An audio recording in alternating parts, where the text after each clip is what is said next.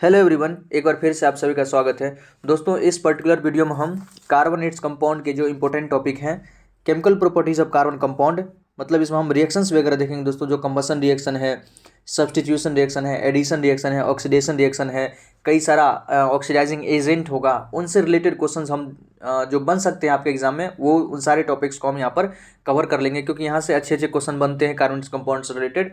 तो इस टॉपिक्स को आपको समझना बहुत ज़्यादा जरूरी है। ऑल राइट, यहाँ से एक प्रकार के अनेकों प्रकार के क्वेश्चन बन सकते हैं, तो उन सारे क्वेश्चंस को भी हम सीरियली देखेंगे जब टॉपिक पढ़ेंगे। ऑल राइट, आगे हम डिस्कस करते जाएंगे दोस्तों। स्टार्ट कर रहे हैं।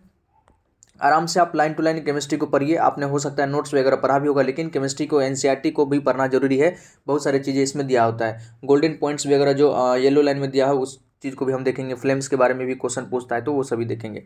ऑल राइट, तो स्टार्ट करते हैं। In this section, we will be studying about some of the chemical properties of carbon compounds.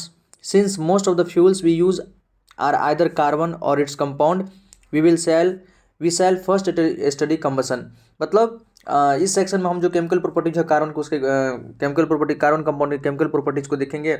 और साथ ही साथ ये भी लिखा हुआ है कि बहुत सारा जो फ्यूल हम लोग यूज़ करते हैं वो क्या होता है, या तो कार्बन होता है या उसका कंपाउंड होता है। एलपीजी आप यूज़ करते हैं, हम नेचुरल गैस में मीथेन वगैरह यूज़ करते हैं, पेट्रोल यूज़ करते हैं, डीजल यूज़ करते हैं, केरोसिन यूज़ करते हैं, वो सब क्या है, कार्बन है या उसका ही कंपाउंड है। और दोस्तों, तो इन चीज़ों को हम, कार्बन मतलब सब जगह अवेलेबल है, तो सबसे पहले हम उसी को कंबसन रिएक्शन देखेंगे कि कंबसन में क्या है कि हम किसी भी फ्यूल को ऑक्सीजन के प्रेजेंस में जलाते हैं, कार्बन डाइऑक्साइड, हीट और लाइट मिलता है, और इसी रिएक्शन को हम यहाँ पर देखेंगे। देखिए, सबसे पहले है combustion. Carbon in all its allotropic forms burns in oxygen to give carbon dioxide along with the release of heat and light. Carbon अपने जितने भी एलोट्रॉपिक फॉर्म है, कार्बन का जो भी आपने एलोट्रॉप्स पढ़ा होगा, वो सब क्या है कि ऑक्सीजन के प्रेजेंस में बर्न करता है, और क्या देता है, कार्बन डाइऑक्साइड देता है, साथ ही साथ हीट और लाइट भी प्रोड्यूस होता है। Alright, most carbon compound also release a large amount of heat and light on burning. बहुत सारा जो कार्बन कंपाउंड है, बर्निंग पर बहुत सारा हीट और लाइट भी देता है। These are the oxidation reactions that you learn about in the first chapter. ये लगभग ऑक्सीडेशन रिएक्शन ही है। कंबसन क्या है, कंबसन अपने आप में ऑक्सीडेशन रिएक्शन है, क्योंकि ऑक्सीजन का यहाँ पर एडिशन हो रहा होता है। ओके, यहाँ एग्जाम्पल में दिया हुआ देखिए। सबसे पहले है कार्बन प्लस ऑक्सीजन। कार्बन का मतलब क्या, कोयला जो होता है पूरा हमारा क्या है, कार्बन ही है। कार्बन ऑब्वियसली बात है, कोल जो है कार्बन का एलोट्रॉप्स है। तो कार्बन को ऑक्सीजन के प्रेजेंस में यदि हम बर्न करते हैं तो क्या होता है, कार्बन डाइऑक्साइड, हीट और लाइट मिलता है। जैसे कोयला को आप जलाएंगे तो कार्बन डाइऑक्साइड तो प्रोड्यूस होता ही है, साथ साथ हीट और लाइट भी हमको मिलता है। तो ये हुआ कार्बन का। दूसरा है मीथेन। CH4 क्या है, मीथेन है। मीथेन को मार्स गैस भी कहते हैं। क्यों, क्योंकि ये मार्सी लैंड से ना, जो दलदली भूमि होता है, वहाँ से ये आसानी से प्रोड्यूस होता है। तो मीथेन को अगर ऑक्सीजन के प्रेजेंस में हम बर्न करते हैं, कंबसन करते हैं, तो ये क्या है, CO2, H2O, हीट और लाइट मिलता है। बस एक बात ध्यान रखिएगा दोस्तों, जो पहला रिएक्शन हमारा कार्बन को ऑक्सीजन के प्रेजेंस में, तो यहाँ पर कोई भी वाटर हमको नहीं मिला था, H2O नहीं मिला था। यहाँ पर ध्यान से देखिए, यहाँ पर H2O हमको नहीं मिला है फर्स्ट रिएक्शन में, जब हम कोयला को जला रहे थे। क्यों, क्योंकि कोयला जो है, कोल है, वो कंप्लीटली कार्बन है वहाँ पर, ठीक है, वहाँ पर कोई हाइड्रोजन नहीं, इसलिए हमको H2O नहीं मिला था। लेकिन सेकेंड में क्या है, मीथेन है हमारा। मीथेन हाइड्रोकार्बन है, CH4 है, कार्बन के साथ साथ हाइड्रोजन भी है, तो ये हमको क्या देगा, लाइट के साथ साथ पानी भी देता है। पानी मतलब वेपर के फॉर्म में देता है। तो याद रखिएगा, CO2 के साथ साथ हमारा H2O भी मिलेगा। तीसरा देखिए, CH3CH2OH, ये क्या हमारा इथाइल अल्कोहल या इथेनॉल है। इसको अगर ऑक्सीजन के प्रेजेंस में बर्न करते हैं तो यहाँ भी हमको CO2 मिलता है, H2O मिलता है, हीट और लाइट मिलता है। ओके, तो इथेनॉल अपने आप में एक फ्यूल भी है। इथेनॉल का कई हमने पहले भी बताया था कि इथेनॉल का हम आजकल जो है, सरकारें भी इस पे काम कर रही है कि 20% इथेनॉल को हम लोग पेट्रोल में ऐड करेंगे। कई सारा पॉलिसी बनाया गया है इथेनॉल को पेट्रोल में ऐड करने का, ताकि एक तो पेट्रोल पे जो है बहुत ज़्यादा जो भार पड़ा हुआ है उसको कम किया जा सके, और पेट्रोल का जो रेट बहुत ऊंचा गया है, कारण वही कंजम्पशन बहुत ज़्यादा है, हमारे पास कोई दूसरा सब्स्टिट्यूएंट में नहीं है। तो अगर हम इथेनॉल को उसमें ऐड करेंगे, इथेनॉल बढ़िया फ्यूल है, जलता भी है, और इसका पोल्यूशन भी किसी प्रकार का नहीं होता, ज़्यादा पोल्यूशन नहीं होता है। पेट्रोल के जलाने पर नाइट्रोजन और सल्फर का भी ऑक्साइड मिलता है, जबकि इथेनॉल को जलाने पर नाइट्रोजन सल्फर का कोई ऑक्साइड वगैरह रिलीज नहीं होता, सिर्फ कार्बन डाइऑक्साइड रिलीज होता है। तो ये लेस पोल्यूटिंग है, इसलिए इथेनॉल को जलाया जाता है, और इस पर काम भी चल रहा है। एक्टिविटी देख रहे हैं, एक्टिविटी 4.3। इस एक्टिविटी को देखिए। सबसे पहले तो यहाँ पर एक क्वेश्चन लिखा हुआ है, सावधानी बरतना है कि this activity need the teachers assistance, मतलब टीचर के प्रेजेंस में ही करें, अपने से इसमें आप महारत ना बनने लगे। Take some carbon compound naphthalene, camphor, alcohol 1 by 1 on a spatula and burn them. मतलब कुछ आपको नेप्थलीन को बर्न करना, कैम्फर को और अल्कोहल को, सबको अलग अलग इसको बर्न कीजिए। Observe the nature of the flame, सबके केस में कुछ ना कुछ फ्लेम वगैरह प्रोड्यूस होगा, उस फ्लेम को ऑब्जर्व कीजिए। And note whether smoke is produce, और नोट कीजिए कि वहाँ क्या स्मोक प्रोड्यूस हो रहा है या नहीं हो रहा है। Place a metal plate above the flame, जो फ्लेम निकल रहा है ना उसके ऊपर एक आप प्लेट लगा दीजिए। Is there deposition on the plate in case of any of the compound, किसी प्रकार का डिपोजिशन हो रहा है मेटल प्लेट पे किसी भी कंपाउंड को बर्न करने पर? बिल्कुल होगा। आपने देखा भी होगा घर में भी, जब पहले के समय में एक जो काजल बनाया जाता था ना, तो जो मदर है क्या करती थी, जो घर में डिबिया होता था या दिया होता था, दिया को जला दिया जाता था, ऊपर पे कलछुल को कलछुल की जो इनर पोर्शन होता है उसको रख दिया जाता था, या चम्मच वगैरह रख दिया जाता था, उसी पर जो कालिक होता है उसके अंदर डिपॉजिट हो जाता था, उसी कालिक से फिर क्या है काजल बना लिया जाता था उसमें और कुछ मिक्स करके। तो पहले ये मतलब घरेलू उपाय था काजल बनाने का, ठीक है। तो ऑब्वियसली बात है, आप नेप्थलीन को जलाएंगे, कैम्फोर को जलाएंगे, तो यहाँ पर बहुत ज़्यादा आपको स्मोक प्रोड्यूस होगा, क्योंकि ये हाइड्रोकार्बन है, तो यहाँ पर तो आपको स्मोक मिलेगा। और अल्कोहल को जलाने पर स्मोक तो निकलता, लेकिन बहुत कम स्मोक निकलेगा। ओके, एक्टिविटी 4.4 देखिए। Light a Bunsen burner and adjust the air hole at the base to get different types of flame presence of smoke. Bunsen burner क्या होता है ना, एक प्रकार का बर्नर होता है जो कि यूजुअली लेबोरेटरी वगैरह में यूज़ किया जाता है, लैब में, केमिस्ट्री लैब में यूज़ किया जाता है। इसमें क्या होता है, यहाँ पर इस प्रकार का बंसन बर्नर होता है, यहाँ हम फ्यूल यूज़ करते हैं, हाइड्रोकार्बन कुछ रहता है, ओके, इस फ्यूल को यूज़ करते हैं। यहाँ पर दो प्रकार का, यहाँ जो होता है ना, एयर को टाइट करने का एक पाइप होता है। ओके दोस्तों, इस एयर को टाइट करने का पाइप होने का मतलब क्या है कि जब उस जो यहाँ पर एक प्रकार से समझिए स्क्रू के टाइप का होता है, नट जैसा होता है, उस नट को अगर पूरी तरह टाइट कर देंगे तो एयर जो है इसके अंदर बहुत कम जाता है। एयर कम जाएगा मतलब ऑक्सीजन कम जाएगा। जब ऑक्सीजन कम जाएगा तो ये जो बंसन बर्नर है हमारा येलो फ्लेम में जलेगा, येलो फ्लेम में जलेगा। ओके, जब एयर अंदर जाएगा तो येलो फ्लेम में जलेगा। लेकिन जैसे इसको आप ढीला कर दीजिएगा ना, नट को जैसे हम ढीला करते हैं तो बहुत ज़्यादा एयर अंदर जाता है, और एयर के प्रेजेंस में जो हमारा अंदर में जो फ्लूइड होता है एक प्रकार से स्प्लिट होता है, वो जलता है, तो हमको क्लीन फ्यूल देता है। तो कह रहा है कि when do you get A yellow and सूटी फ्लेम, आपको कब येलो और सूटी फ्लेम मिलेगा? जब आप नट को अच्छी तरह से टाइट कर दीजिएगा तो एयर कम जाएगा, तो एयर कम जाएगा तो आपको येलो और सूटी फ्लेम मिलेगा कालिक के जैसा। और when do you get A blue flame कब मिलेगा? तो जब उसको नट को आप ढीला कर दीजिए तो बहुत ज़्यादा एयर अंदर जाएगा, एयर के प्रेजेंस में कंप्लीट कंबसन होगा। कंप्लीट कंबसन में हमको क्या मिलेगा? ब्लू फ्लेम मिलेगा। देखिए नेक्स्ट है, saturated hydrocarbon will generally give a clean flame while unsaturated hydrocarbon compound will give a yellow flame with lots of black smoke। Saturated hydrocarbon मतलब जब कार्बन कार्बन के बीच में सिंगल बॉन्ड होता है, जैसे हम इथेनॉल देखे थे, ये सब क्या है, कार्बन कार्बन के बीच में यहाँ पर सिंगल बॉन्ड होता है। कि सैचुरेटेड हाइड्रोकार्बन को बर्न करने पर ये क्या होता है कि हमको येलो फ्लेम देता है, सॉरी ब्लू फ्लेम देता है, कंप्लीट कंबसन होता है। और अनसैचुरेटेड हाइड्रोकार्बन को बर्न करने पर हमको क्या देता है, वो येलो फ्लेम देता है एक प्रकार से, और साथ ही साथ वहाँ पर ब्लैक स्मोक भी निकलता है। दिस रिजल्ट इन ए सूटी deposit on the metal plate in activity 4.3, जो एक्टिविटी हमारा 4.3 था। ऑलराइट, यहाँ पर सूटी फ्लेम के बारे में हमने आपको बताया था। However limiting the supply of air result in incomplete combustion of even saturated hydrocarbon giving a सूटी फ्लेम। मतलब अगर सैचुरेटेड हाइड्रोकार्बन भी है, सैचुरेटेड हाइड्रोकार्बन हर केस में आपको ब्लू फ्लेम नहीं देगा।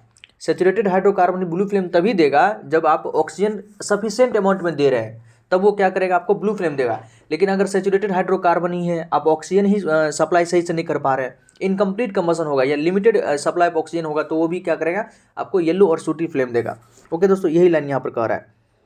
The gas kerosene stove used at home has inlet for air so that it sufficiently oxygen rich mixer is burned to give a clean flame. मतलब जो kerosene पहले stove होता था ना, पहले आप स्टोव देखे होंगे, उसमें क्या होता है, एयर को पंप करना पड़ता था बार बार। जितना ज़्यादा हम एयर को अंदर में पंप करते थे तो एयर के प्रेजेंस में जो कंप्लीट कंबसन होता था तो वो हमको ब्लू फ्लेम देता था। जैसे ही अंदर का एयर कम हुआ तो येलो फ्लेम देने लगता था। आपने स्टोव हो सकता है देखा हो या नहीं देखा हो, तो अपने मदर से, अपने किसी घर में बुजुर्ग आदमी होंगे वहाँ से पूछ सकते हैं। स्टोव होता था, उसमें एयर पंप करना पड़ता था। If you observe the bottoms of cooking vessels getting blackened, it means that the air holes are blocked।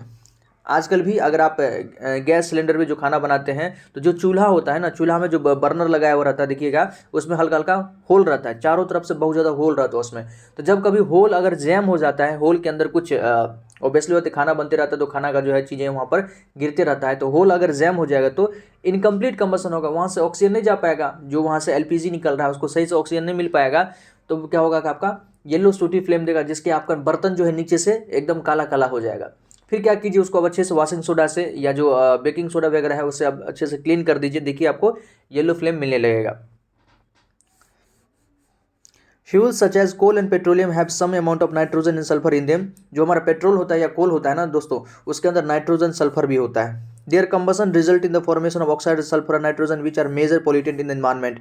मतलब चाहे हम कोयला को जलाएं या पेट्रोल को जलाएं या पेट्रोल से जो भी पेट्रोकेमिकल प्रोडक्ट है, सब में नाइट्रोजन और सल्फर का कुछ ना कुछ अंश होता है उसके अंदर। ऑलराइट, तो इसके कंबसन पे हमको सल्फर और नाइट्रोजन का ऑक्साइड भी नेचर में आएगा। ये अपने आप में क्या एक पॉल्यूटेंट क्रिएट करेगा। सल्फर डाइऑक्साइड, नाइट्रोजन डाइऑक्साइड, ये पानी के साथ मिलता है। तो एसिड रेन के बारे में आपने पढ़ा होगा, सल्फ्यूरियस एसिड, नाइट्रिक एसिड बनता है, और ये जैसे ही एक्वेटिक लाइफ पे पड़ता है या मोनूमेंट्स वगैरह पड़ता है या बिल्डिंग वगैरह भी पड़ता है तो उसके कलर को फेड कर देता है।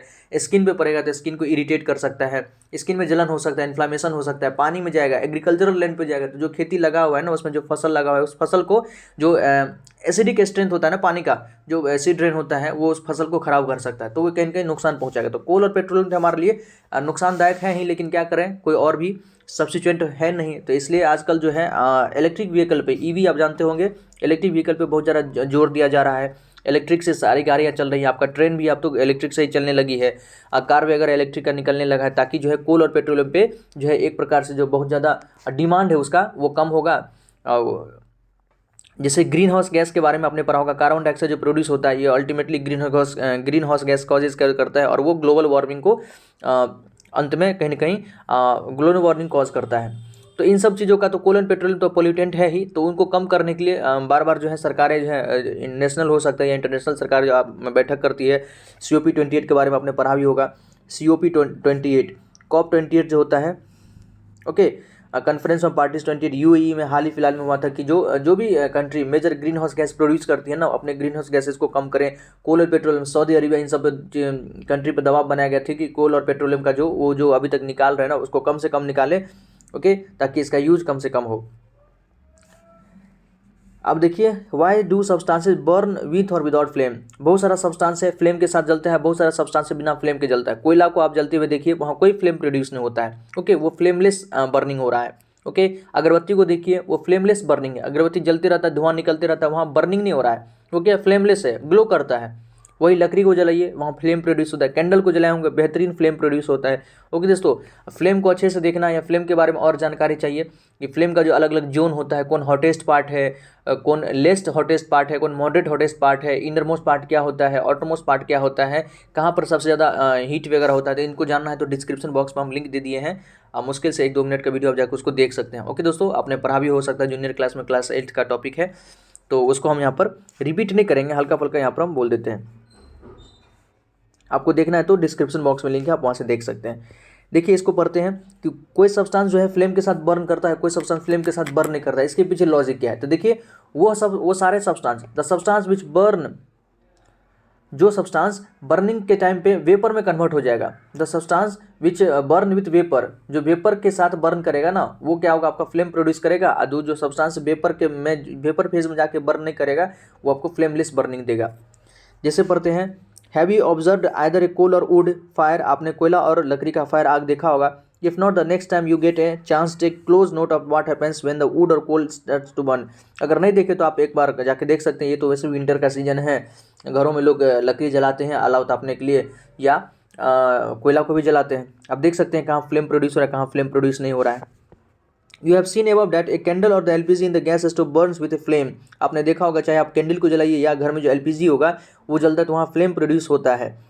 However, you will observe that coal or charcoal in an अंगीठी sometimes just glows red and gives out heat without a flame। लेकिन आपने कोयला या चारकोल को जब जलते हुए देखा होगा तो वहाँ पर बस आपको फ्लेमलेस बर्निंग दिखा होगा, जिसको हम अंगीठी कहते हैं। वो क्या होता है, बर्न तो कर रहा होता है, लेकिन जैसे रेड, उसका कलर कैसा होगा, रेड आपने देखा होगा, लेकिन वो क्या है, बिना फ्लेम के बर्न करता है।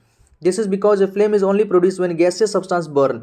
इसके पीछे लॉजिक यही है कि फ्लेम तभी प्रोड्यूस होगा।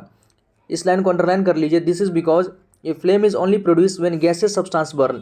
जब कोई गैसियस सब्सटेंस बर्न होता है ना तभी फ्लेम प्रोड्यूस होगा।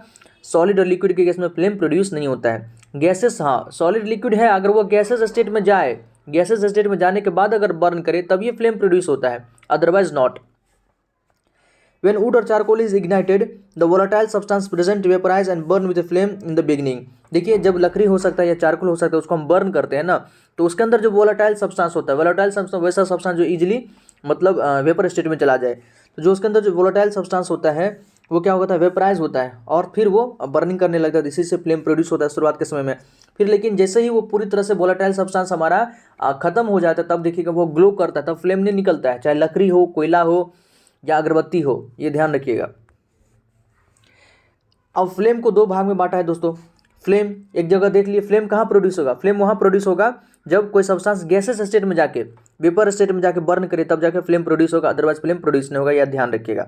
अब देखिए फ्लेम भी दो प्रकार का, आप कैंडल जलाइए वहाँ भी फ्लेम प्रोड्यूस होता है, आपके घर में जो गैस सिलेंडर है, आप जो चूल्हा है वहाँ भी फ्लेम प्रोड्यूस होता है। मतलब आप एक किचन, आपका मान लीजिए किचन है और रात के समय में किचन में लाइट को ऑफ कर दीजिए और फ्लेम को एक बार आपने गैस चूल्हा को जलाइए, वहाँ भी फ्लेम प्रोड्यूस हो रहा है। उससे रोशनी कितना आ रहा है उसको देखिए, क्या पूरा किचन उससे रोशन हो रहा है, नहीं हो रहा है, उसमें पूरा लाइट नहीं आ रहा है, एनफ लाइट प्रोड्यूस नहीं हो रहा है। वही आप गैस चूल्हा को बंद कीजिए और उसी अंधेरे में आप क्या कीजिए ना, कैंडल को जलाइए, कैंडल को जलाइए, तब देखिए जो फ्लेम प्रोड्यूस हो रहा है क्या उससे पूरा जो है आपका किचन अच्छे से दिख रहा है, लाइट हो रहा है, एनफ लाइट है। हाँ है बिल्कुल, आपने देखा भी होगा कैंडल का हम लोग यूज़ भी करते हैं। जब मानसून के समय में, रेनी सीजन में जब लाइट लगातार नहीं आती रहती है तो कैंडल ही हमारा सहारा होता है। तो कैंडल में जो है एनफ लाइट देता है, वहाँ जो फ्लेम होता है ना उस फ्लेम से हम आसानी से चीज़ों को रात में देख पाते हैं। पहले भी तो है, पहले तो जलाया ही जाता था, आजकल ना बिजली बहुत ज़्यादा हो गया तो हम लोग यूज़ नहीं करते, नहीं तो पहले तो कैंडल बड़े पैमाने पर जलाया जाता था। तो उस बेसिस पे, फ्लेम के बेसिस पे क्या, फ्लेम को दो भाग में कैटेगराइज किया गया है, ठीक है। एक को कहते हैं ल्यूमिनस फ्लेम, दूसरे को कहते हैं non luminous flame. Luminous flame मतलब वैसा फ्लेम जो हमको सफिशिएंट लाइट प्रोड्यूस करे, जैसे कैंडल आपको सफिशिएंट लाइट प्रोड्यूस करता है किसी भी चीज़ को देखने के लिए, तो उसको हम कहेंगे ल्यूमिनस फ्लेम, ठीक है। और दूसरा होता है नॉन ल्यूमिनस फ्लेम, मतलब फ्लेम तो है लेकिन उस फ्लेम से हम इतना उसमें रोशनी नहीं है, इतना उसमें लाइट नहीं है कि हम चीज़ों को, आसपास की चीज़ों को देख पाएँ, जो आपका नॉन ल्यूमिनस फ्लेम है, जो आपका गैस का चूल्हा है, ठीक है। A luminous flame is seen when the atoms of the gaseous substance are heated and start to glow। जो हमारा गैसेस सब्सटेंस का एटम होता है वो हीट होता है और ग्लो करने लगता है तो हमारा ल्यूमिनस फ्लेम प्रोड्यूस होता है। The colour produce by each element is a characteristics property of the element. हाँ, अलग अलग जो कलर प्रोड्यूस होता है फ्लेम का वो उस एलिमेंट का कैरेक्टरिस्टिक्स प्रॉपर्टी होता है, याद रखिएगा। Try and heat a copper wire in the flame और a gas stove and observe its colour. कह रहे थे एक तो कॉपर का वायर को आप गर्म कीजिए, मतलब हीट कीजिए और उसको फ्लेम प्रोड्यूस कीजिए, उसको जलाइए, और एक दूसरा कि गैस स्टोव को जलाइए। You have seen that incomplete combustion gives a soot which is carbon. अगर जहाँ इनकम्प्लीट कंबसन होगा वहाँ पर आपको कार्बन के फॉर्म में, कालिक के रूप में सूट देगा। On the basis what will you on this basis what will you attribute the yellow colour of a candle flame to. मतलब कैंडल में जो होता है येलो कलर आता है ना, वहाँ भी क्या होता है, इनकम्प्लीट कंबसन के कारण होता है। येलो फ्लेम आपको अंदर में मिलेगा कैंडल का। अगर हम जोन को एक प्रकार से यहाँ अगर दिखाएं दोस्तों, डिस्क्रिप्शन बॉक्स में लिंक है, आप जाके वहाँ देख सकते हैं। मान लीजिए कैंडल का जो होता है सबसे बाहर होता है ब्लू फ्लेम, सबसे बाहर ब्लू होता है, अंदर में आपका येलो होता है क्योंकि यहाँ पर इनकम्प्लीट कंबसन है, ऑक्सीजन बहुत कम मिलता है, और सबसे अंदर में तो क्या होता है, ब्लैक फ्लेम होता है हमारा। ब्लैक मतलब वहाँ तो कंबसन हो ही नहीं रहा होता है, कार्बन डायरेक्ट जो है अनबर्न कार्बन होता है वहाँ पर, तो वो ब्लैक कलर का होता है, याद रखिएगा।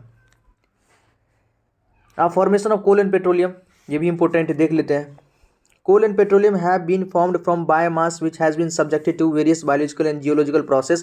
मतलब कोयला हो या पेट्रोलियम हो, वो कहीं ना कहीं लिविंग चीज़ से ही बना हुआ है। जैसे कोयला के बारे में कहा जाता है कि वो जो आज से लाखों करोड़ों साल पहले जो यहाँ पर वेजिटेशन था, वनस्पति था, वो दब गया, किसी कारण से वॉल्केनिक इरप्शन हो गया, अर्थक्वेक हो गया, जिसके कारण वो दब गया और एक्सेसिव हीट और प्रेशर के कारण वो जो है कोयला में कन्वर्ट हो गया।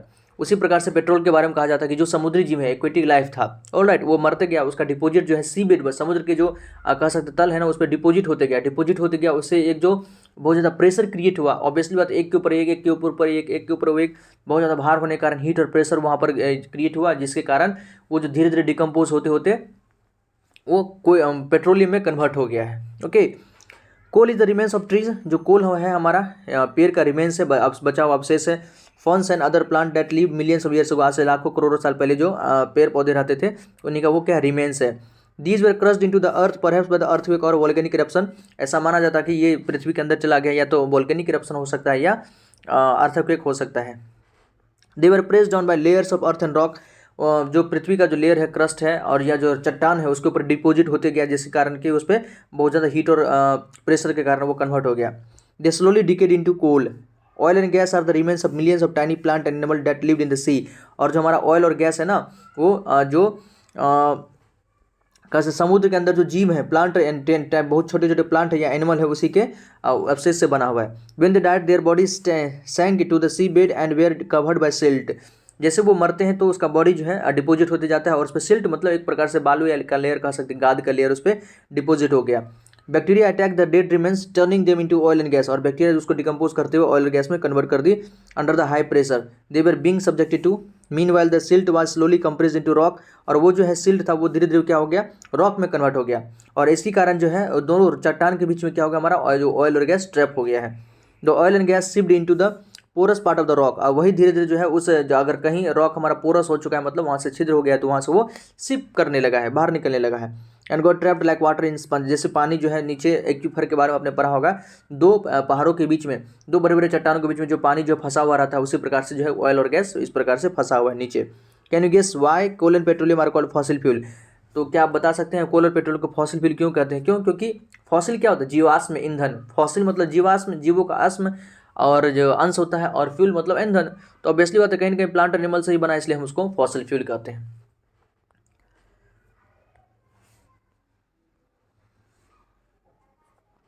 एक एक्टिविटी देखिए यहाँ पर, take about 3 ml of ethanol in a test tube and warm it gently in a water bath. मतलब किसी भी टेस्ट ट्यूब में आप 3 ml इथेनॉल लीजिए और उसको वाटर बाथ दीजिए। वाटर बाथ याद रखिएगा दोस्तों, वाटर बाथ का मतलब क्या होता है ना, कि आप एक बर्तन लीजिए बड़ा सा, उस बर्तन में पानी डाल दीजिए और उस बर्तन को हीट कीजिए नीचे से, ठीक है, तब जाके उसमें टेस्ट ट्यूब डालिए, उस टेस्ट ट्यूब के अंदर क्या हमारा इथेनॉल है। मतलब डायरेक्ट हम इथेनॉल को बर्न नहीं कर रहे हैं, डायरेक्ट अब इथेनॉल को हम गैस से जला नहीं रहे हैं, उसको हीट नहीं कर रहे हैं, उसको हम जो बर्तन के अंदर, इसको हम दिखाते हैं ड्रॉ करके। मान लीजिए ये हमारा बर्तन है और इसके अंदर हम टेस्ट ट्यूब डाल दिए हैं और इसके अंदर पूरा चारों बगल से पानी भरा हुआ है।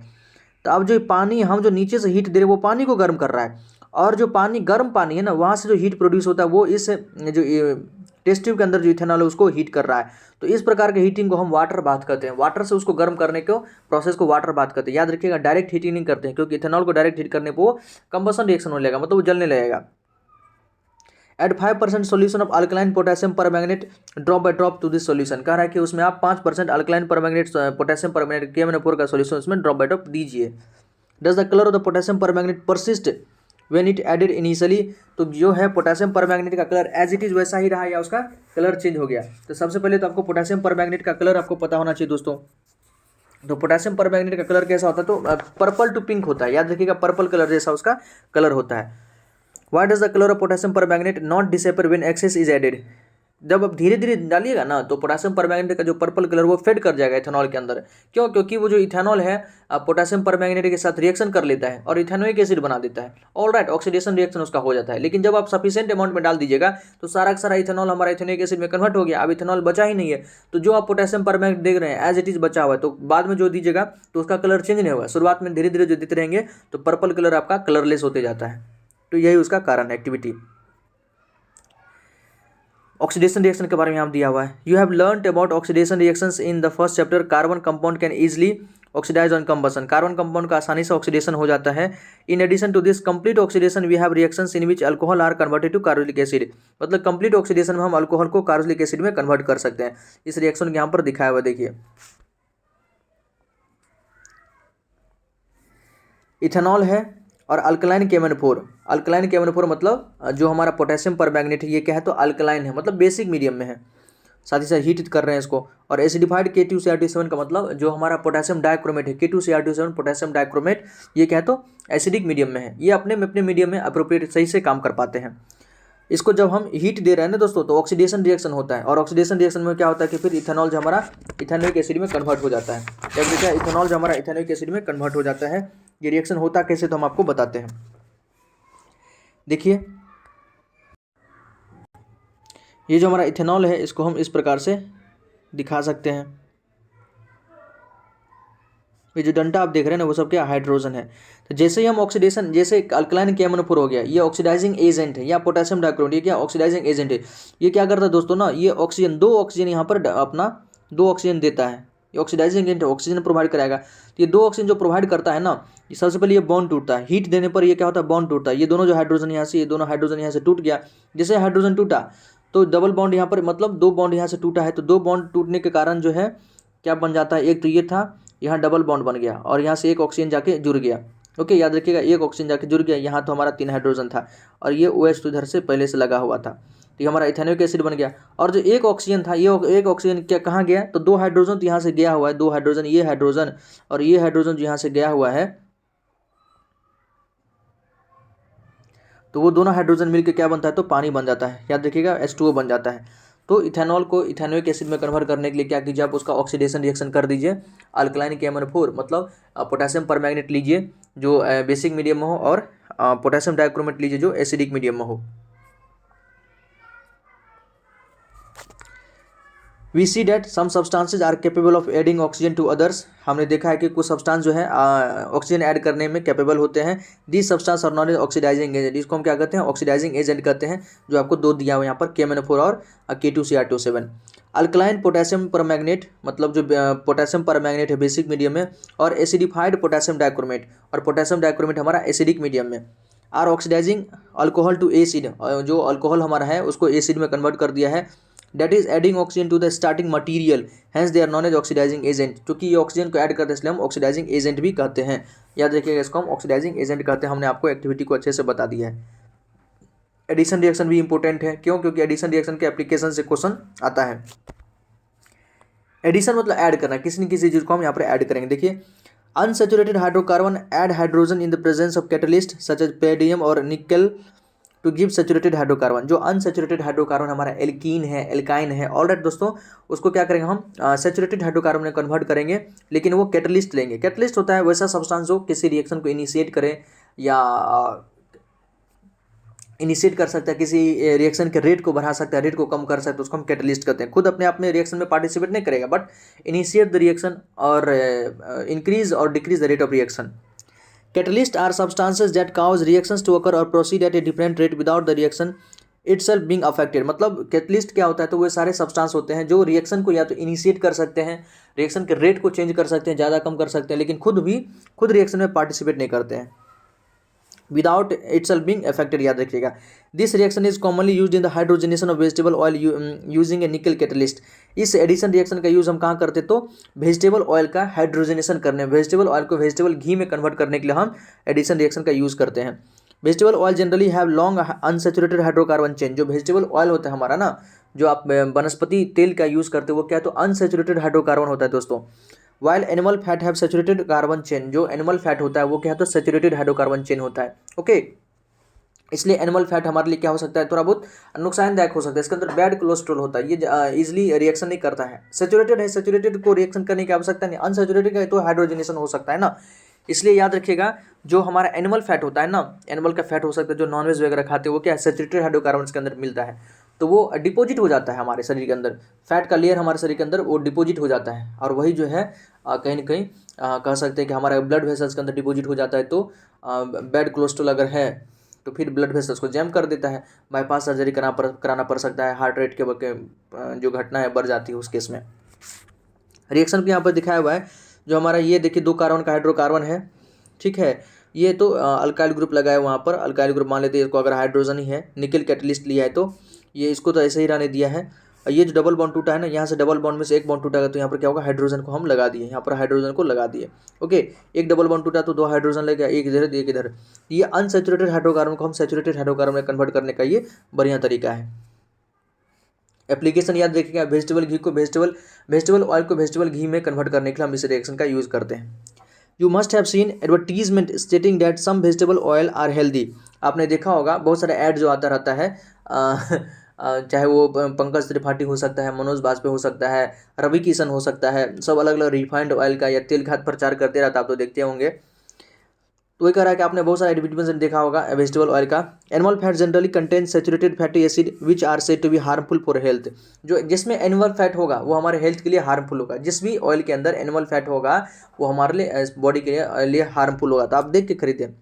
Oil containing unsaturated fatty acid, वो जो ऑयल होगा जिसके अंदर अनसेचुरेटेड फैटी एसिड होगा वो आपके लिए आप उसको कुकिंग के पर्पज से यूज़ कर सकते हैं। ओके दोस्तों, तो ये आप एप्लीकेशन एक प्रकार से, और हमारे डेली लाइफ में भी इसका यूज़ हो सकता है, तो ये इंपॉर्टेंट है, याद रखिएगा। नेक्स्ट है सब्सटीट्यूशन रिएक्शन, मतलब किसी चीज़ को यहाँ पर सब्सटीट्यूट कर रहे हैं, इसको हम डिस्प्लेसमेंट रिएक्शन भी कह सकते हैं। एक को हटा के दूसरे को लगा रहे हैं। Saturated hydrocarbon are fairly unreactive and are inert in the presence of most reagent. जो सेचुरेटेड हाइड्रोकार्बन होता है ना, मतलब कार्बन कार्बन के बीच जहाँ सिंगल बॉन्ड होता है, वो यूजुअली क्या होता है, अनरिएक्टिव होता है, उसको हम पैराफिन भी कहते हैं, लिटिल रिएक्टिव कहते हैं उसको। Inert in the presence of most reagent, और बहुत सारे रिएजेंट डालने पर भी वो क्या होता है कि हमारा रिएक्शन नहीं करता है। However in the presence of sunlight, लेकिन सनलाइट के प्रेजेंस में chlorine is added to hydrocarbon in a very fast reaction. लेकिन सनलाइट के प्रेजेंस में जो है क्लोरीन आसानी से जो है वो रिएक्शन कर लेता है हाइड्रोकार्बन के साथ। Chlorine can replace the hydrogen atoms one by one. जैसे मान लीजिए ये हमारा मीथेन है। ओके दोस्तों, ये मीथेन अगर है हमारा, सब जगह हाइड्रोजन है, हाइड्रोजन है, हाइड्रोजन है और हाइड्रोजन है, लेकिन इसके सामने हम Cl2 लाते हैं और सनलाइट मतलब HMu में रख देते हैं, तो ये क्या करेगा ना, HMu, ये HMu मतलब हमारा सनलाइट है, इस बॉन्ड को तोड़ेगा, यहाँ पर क्लोरीन लगा देगा, इस बॉन्ड को तोड़ेगा क्लोरीन लगा देगा, इस बॉन्ड को तोड़ेगा क्लोरीन लगा देगा, इस बॉन्ड को तोड़ेगा क्लोरीन लगा देगा, मतलब वन बाय वन प्रत्येक बॉन्ड को तोड़ते जाएगा, क्लोरीन को ऐड करते जाएगा, एक को हटा के दूसरे लगाया, यही क्या हमारा सब्सटीट्यूशन हो गया है। Chlorine can replace the hydrogen atoms one by one. It is called substitution reaction because one type of atom or a group of atom takes place in the another. ये इसको substitution इसलिए कहते हैं क्योंकि एक जो एटम है ना दूसरे एटम को यहाँ पर रिप्लेस कर रहा है, सब्सटीट्यूट कर रहा है। A number of product are usually found with the higher homologue of alkanes. इसके कारण क्या है, जो हम बहुत सारा प्रोडक्ट बना सकते हैं। ऑब्वियसली बात है, जहाँ पर हमको हाइड्रोजन हटा के कुछ और क्लोरीन, ब्रोमीन, आयोडीन लगाना है तो हम इस रिएक्शन को कर सकते हैं। देखिए CH4Cl2 जो मीथेन है हमारा है, और यहाँ पर हमारा क्लोरीन है, इसको हम क्या करेंगे, इन द प्रेजेंस ऑफ सनलाइट ये रिएक्शन कराएं तो CH3Cl बना है। ओके, और फिर हम फिर करेंगे इस रिएक्शन को तो क्या होगा, CH2Cl2 बनेगा, फिर करेंगे तो CHCl3 बनेगा, फिर करेंगे तो ये आपका बन जाएगा CCl4 बन जाएगा, टेट्रा क्लोरो मीथेन बन जाएगा। ओके दोस्तों, तो ये कुछ रिएक्शन था आपका, सब्सटीट्यूशन रिएक्शन था। एक चीज़ यहाँ पर इंपॉर्टेंट पॉइंट लिख लीजिए आप, जो हमारा CHCl3 होता है, इसी रिएक्शन को प्रोसीड करेंगे तो ये एक बार पोजीशन ऐसा आएगा CHCl3, जिसको हम कहते हैं क्लोरोफॉर्म। और क्लोरोफॉर्म क्या होता है, तो ये हम बेहोशी के लिए यूज़ करते हैं, ठीक है, एनेस्थेटिक के रूप में पहले यूज़ किया जाता था, या आपने मूवी वगैरह में देखा होगा कि किसी को रुमाल सुंघाया और वो बेहोश हो गया, तो उसके अंदर क्लोरोफॉर्म होता है CHCl3, या देखिए 5 मिनट के अंदर किसी को बेहोश कर सकता है। तो ये कुछ हमारा रिएक्शंस था, और कुछ इंटेक्स्ट क्वेश्चन इसको देख लेते हैं। Why is the conversion of ethanol to ethanoic acid and oxidation reaction. Ethanol को जो हम इथेनोइक एसिड के अंदर कन्वर्ट करते हैं वो ऑक्सीडेशन रिएक्शन क्यों है, क्योंकि ऑक्सीजन का एडिशन हो रहा है, इथेनॉल में एक ऑक्सीजन को हम ऐड कर देंगे तो वो क्या कन्वर्ट हो जाता है, इथेनोइक एसिड में कन्वर्ट हो जाता है, इसलिए वो ऑक्सीडेशन रिएक्शन है, क्योंकि यहाँ पर एडिशन ऑफ ऑक्सीजन हो रहा है, सिंपल है। नेक्स्ट है, ए mixture of oxygen and ethyne is burned for welding. जो कर रहा है, इथाइन और ऑक्सीजन का जो मिक्सर है उसको हम बर्निंग के रूप में यूज़ करते हैं, सॉरी वेल्डिंग के रूप में यूज़ करते हैं। Can you tell why a mixture of ethyne and air is not used.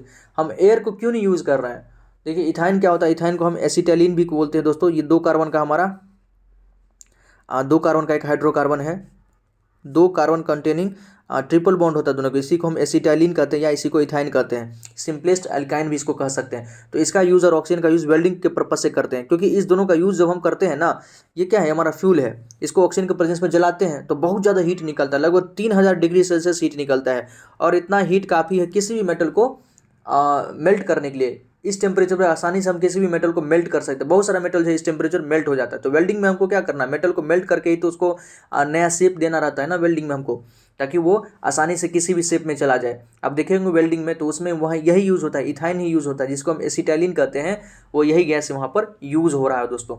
I think कि आपको ये चीज़ समझ में आया होगा। ओके, और इसके आगे का जो टॉपिक है, इथेनॉल इथेनोइक एसिड का प्रॉपर्टीज हो सकता है, रिएक्शंस है इथेनॉल का सोडियम के साथ, रिएक्शंस है इथेनॉल का सल्फ्यूरिक एसिड के साथ, इथेनोइक एसिड का रिएक्शन सोडियम के साथ, इथेनोइक एसिड का रिएक्शन आपका मेटल कार्बोनेट या मेटल बाइकार्बोनेट के साथ, हमने उसका रिएक्शंस देखा है। स्टेरिफिकेशन रिएक्शन देखा है, इथेनॉल और इथेनोइक एसिड को कैसे हम एस्टर बनाते हैं। फिर स्टेरिफिकेशन के बाद हम अल्कलाइन हाइड्रोलाइसिस ऑफ एस्टर देखे हैं, तो उससे वो क्या बनता था, हमको सोप बनता था, उसको देखे हैं। फिर सोप एंड डिटर्जेंट को देखे हैं, मिसेल्स को देखे, हम सारे टॉपिक्स को दोस्तों कवर कर चुके हैं। डिस्क्रिप्शन बॉक्स में लिंक मिल जाएगा आपको, आप अच्छे से जाकर उसको देख सकते हैं। अल्कोहल हमारे बॉडी को कैसे इफेक्ट करता है, अल्कोहल का फ्यूल के रूप में हम कैसे यूज़ करते हैं, आपको हम इथेनॉल के बारे में बताए हैं। इन सारी चीज़ों को हमने अच्छे से बताया है, आप जाकर डिस्क्रिप्शन बॉक्स में देख सकते हैं। ओके, आपको टॉपिक बढ़िया से क्लियर हो जाएगा। इसके बाद भी अगर कोई क्वेरी होता है तो आप जरूर कमेंट सेक्शन में हमसे पूछिए। बहुत बहुत धन्यवाद दोस्तों, जय हिंद। और प्लीज़ अच्छा लगे तो चैनल को सब्सक्राइब कीजिए, इस वीडियो को लाइक कीजिए। जय हिंद दोस्तों।